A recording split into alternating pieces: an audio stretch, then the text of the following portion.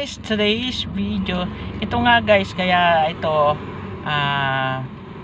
gusto ko lang ikwento sa inyo kung bakit ako napupunta dito sa Meta World. Ayan, yun nga, meron ako dyan sa Reels, panoorin nyo.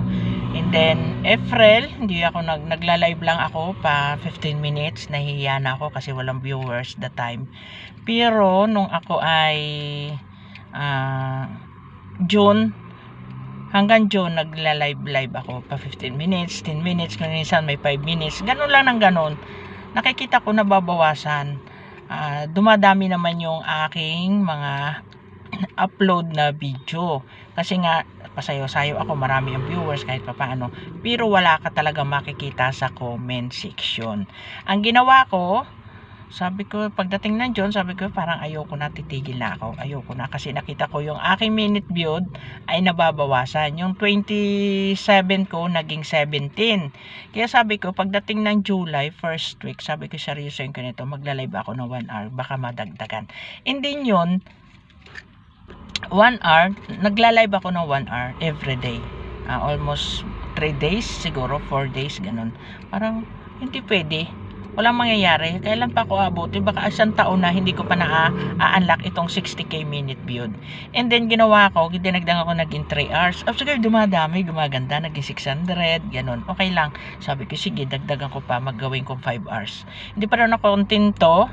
Everyday, dinadagdagan ko yung oras ng pagla-live ko. And then ginawa ko ng viewers ang mga account ng anak ko. And then doon ako nag-start.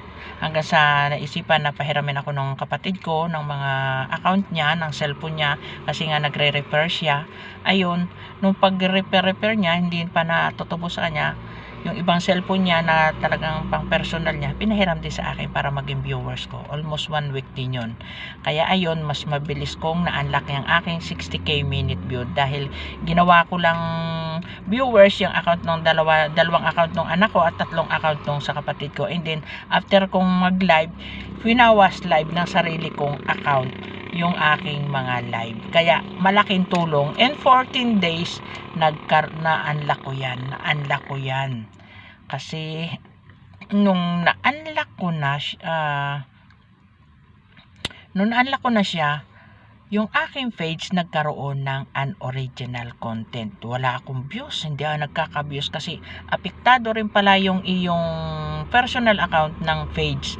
Kaya pagkaroon ng problema yung page mo, magkakaroon din ng apektado. Hindi man siya nagkaroon ng violation, pero hindi siya sinasuggest ni Facebook para panoorin ng iba yung iyong mga video.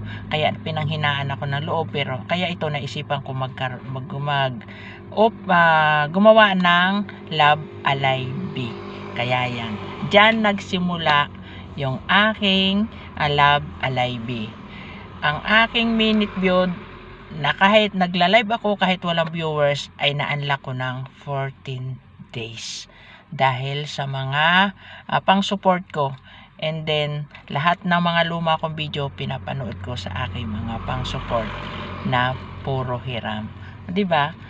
Kaya kayo, kung kayo pinanghihinaan ng loob, gawa lang rin ng paraan, tulungan ang sarili at i-motivate ang sarili na wag mawala ng pag-asa at ituloy kung ano yung goal mo, na tiwala sa sarili lang at pray. Unang-una ay ang pag-pray kay God. I-guide ka niya. Kung maganda yung layunin mo, i-guide ka niya ng tama at hindi ka niya pababayaan. Pinanghihinaan ka man ng loob, pero babangon at itutuloy mo yung goal mo. Yan lang po. God bless. Love you all. Ingat po tayong lahat. Good health po.